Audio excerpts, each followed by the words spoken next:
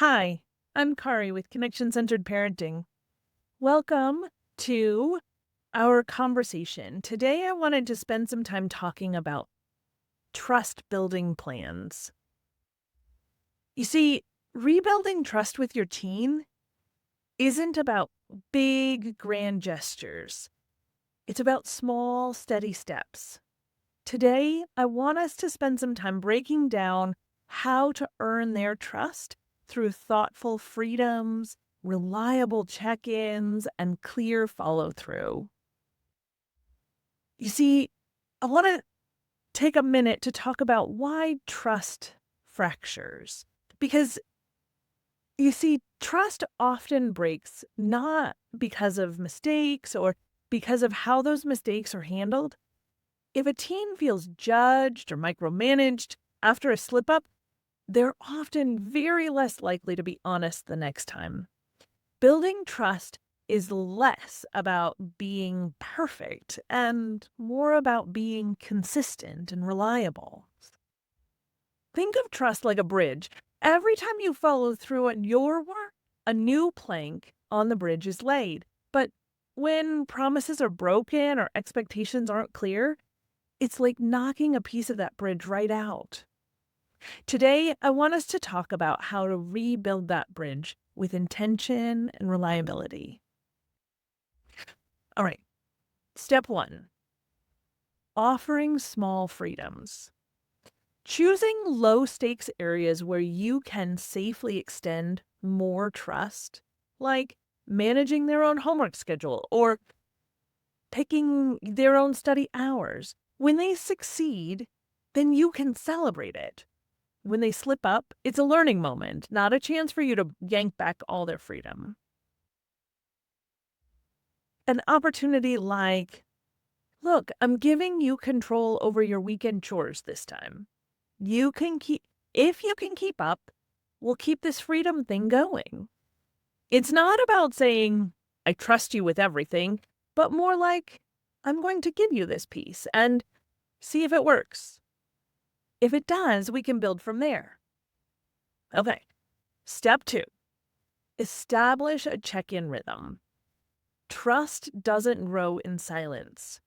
It needs touch points. You have to communicate. Whether it's a quick text in the afternoon or a Sunday night chat, routine check-ins build reliability. Keep them brief and open-ended. Things like, how did your plan go this week?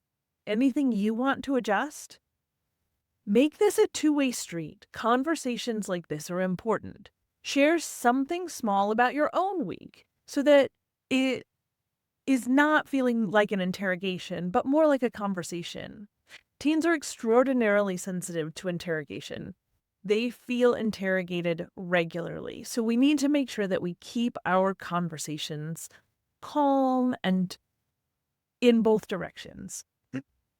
If you're asking only about their lives without sharing anything of your own, it starts to feel more like a performance review. All right, step three, use a trust ledger. Now, this isn't about surveillance, it's about visibility. Create a simple chart or something that you can use together that has two columns. Things like met expectations and missed expectations. This is a visual tracker that keeps both you and your teen accountable. It helps make progress more visible. You can comment on it. Look, you showed up 3 days this week. On time. Let's mark that down. I'm excited about it. When they see that those check marks starting to add up, it becomes visible proof for our teens that trust is being rebuilt, one step at a time. I want to share an example with you. After missing a curfew twice, this dad decided to start small, giving his teen a little more control over his weekend bedtime with just one expectation: a text when he got home. That first weekend, the teen texted late, but he texted. His dad marked it on the fridge.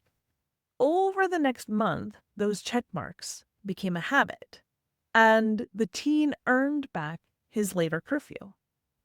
Sam's dad wasn't handing over the keys to the kingdom, but he was cracking the door just a little bit each week. So, as you think about this, I want you to be able to ask yourself some questions.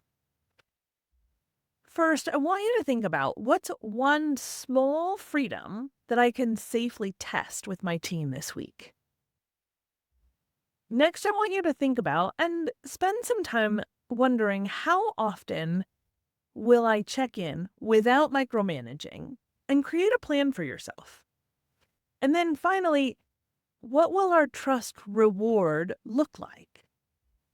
As you create this plan through your reflections, I want you to be able to share it with your teen.